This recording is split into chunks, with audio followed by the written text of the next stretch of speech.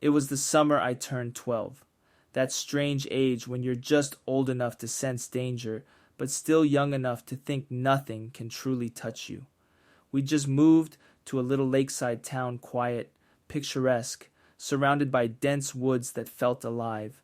It was the kind of place where you could still hear the creak of trees at night, and the occasional whisper of wind that made you glance over your shoulder.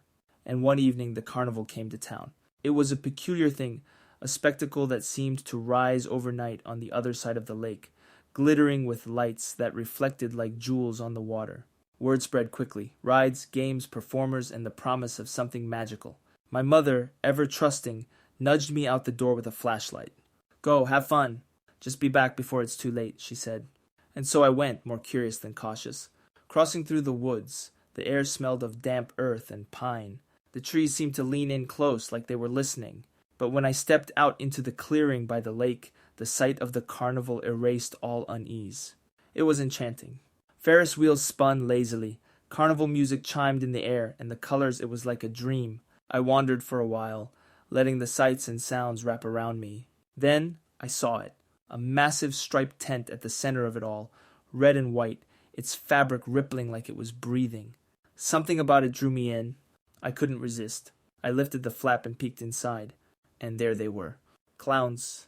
3 of them moved under the dim, flickering lights. One juggled, his pins gleaming as they spun. Another pedaled a tiny bicycle in a tight circle. But the third was different. He moved erratically, like his joints didn't quite fit together. His face paint was grotesque, an impossibly wide grin that stretched too far, too deep. And then he noticed me. I froze. His painted eyes locked onto mine, and his grin seemed to twist, though it didn't move. Slowly he extended his hand toward me, long fingers curling like claws. He didn't speak, but everything about him screamed, "Come closer." I couldn't. The air felt thick. It wasn't until someone brushed past me to enter the tent that I broke free from whatever spell I'd been under. I turned and fled into the night air, my heart hammering in my chest. For a while I found comfort. I met up with a friend by a dart booth, and we laughed at the absurdity of the prizes: a stuffed bear missing an ear, a plastic goldfish that seemed to leer at us.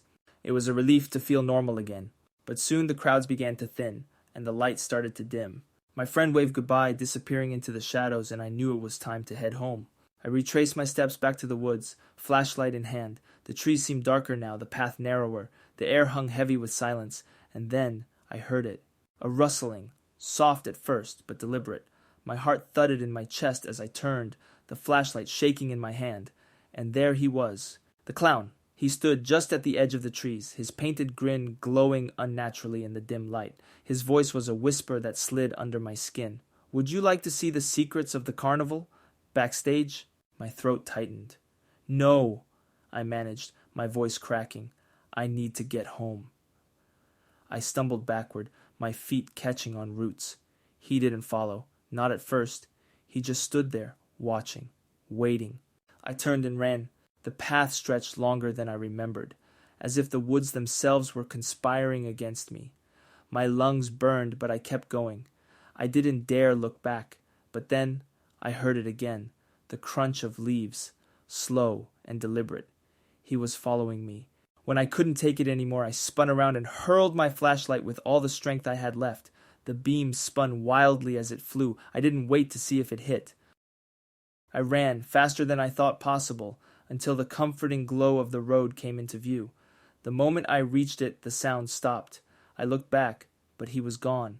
The woods were empty, but they felt alive with the memory of him. When I stumbled through the door of my house, gasping for breath, my mother looked up in alarm. "What happened?" as she asked. "I ran. Just for fun," I lied, forcing a weak smile.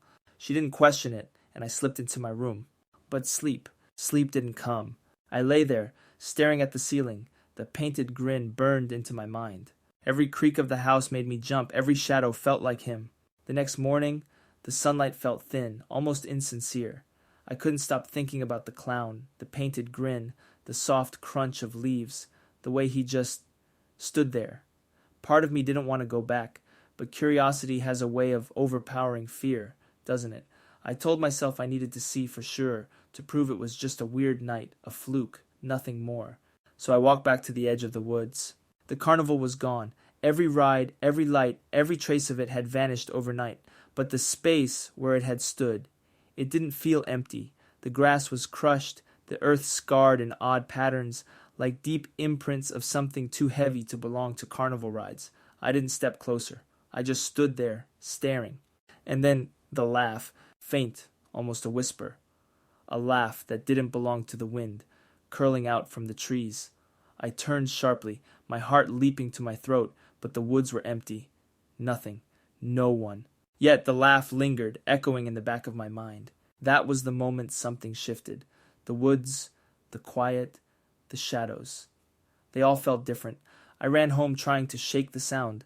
The image of that painted grin burned into my memory.